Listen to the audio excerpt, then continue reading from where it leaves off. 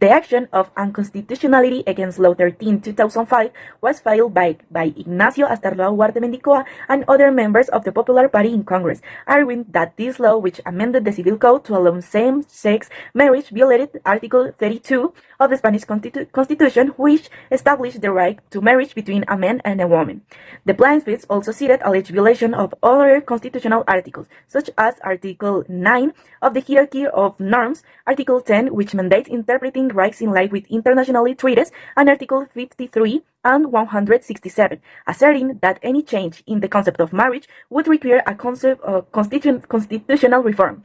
However, the Constitutional Court focused in the analysis of Article 32 and conclude that Law 13, 2005 is compatible with it, as equality of rights between same-sex and different-sex couples does not constitute arbitrary discrimination. Additionally, the Court dismissed of the other claims of unconstitutionality between different realities, but supports the state's role in promoting effective equality for all. Thus, the extension of marriage to same-sex couples was declared constitutional. The Court examines a claim of unconstitutionality against law, which allows same-sex marriage in Spain.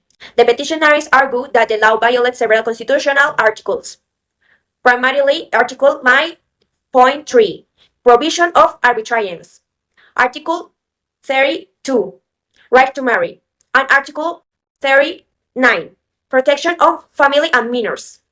Regarding arbitrariness, the court dismisses this argument, stating that the petitioners have not shown that the legislature acts irrationally. The law has a logical basis and pursues legitimate objectives, such as equality and not discrimination.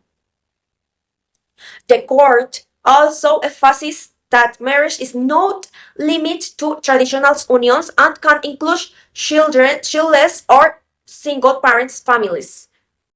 In reference to Article 32, which reserves marriage for a man and woman, the court clarifies that the law doesn't violate the right, and the legislature has the authority to expand the concept of marriage to ensure equality. Furthermore, the constitutional protection of family is not exclusively tied to marriage, so there is no automatic conflict with Article 39. Finally, the court notes that the only aspect that might imply unconstitutionality is the possibility of joint adoption by same-sex couples, which will be examined in relation to Article 39. However, the court hasn't yet made a final decision on this point. This judgment addresses the concept of institutional guarantee in Spanish constitutional law concerning marriage. Institutional guarantees protect certain institutions, like marriage, from legislative change that could alter their essential meaning. While initially applied to public institutions, this concept has extended to private institutions and some fundamental rights over time. In 2005, Spanish law 13/2005 redefining marriage in the Civil Code to include same-sex couples, guarantee the legal equality with heterosexual couples. Now the Constitutional Court is examining where this change respects the institutional guarantee of marriage or fundamentally alters its nature.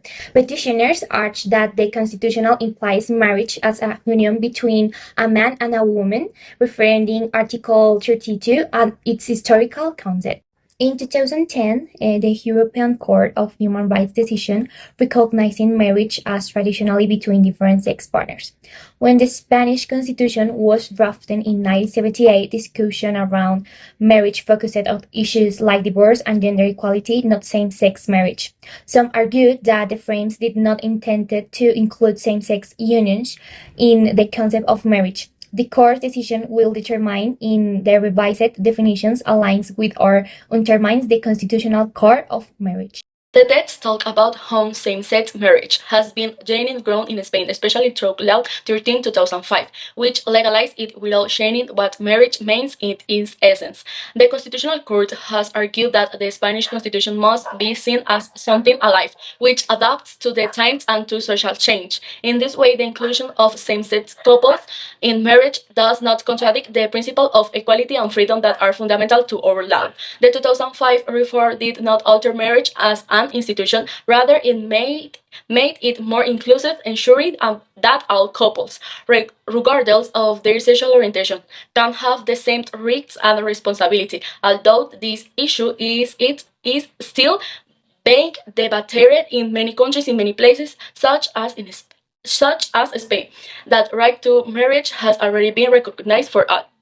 In Spain, surveys show growing social support for gay marriage, and INE statistics confirm that many same-sex couples have arranged marriage. Although some legal experts still have different opinions on how this reform should fit constitutionally, it is generally considered to be comparable with the Constitution and its fundamental values of equality and freedom. In conclusion, the law that allowed same-sex marriage in Spain respects the essence of marriage and makes it fair, allowing all people the right to marry whomever they choose. The Constitution remains a flexible framework that adapts to new times without losing sight of its fundamental principles.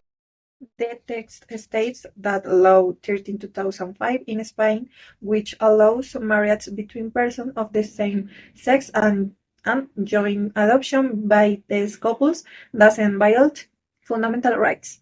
In relation to marriage, the law expands in its access without affecting the right of heterosexual persons, since it allows all persons to exercise it with full freedom and respect for their sexual orientation, to promoting individual equality and dignity.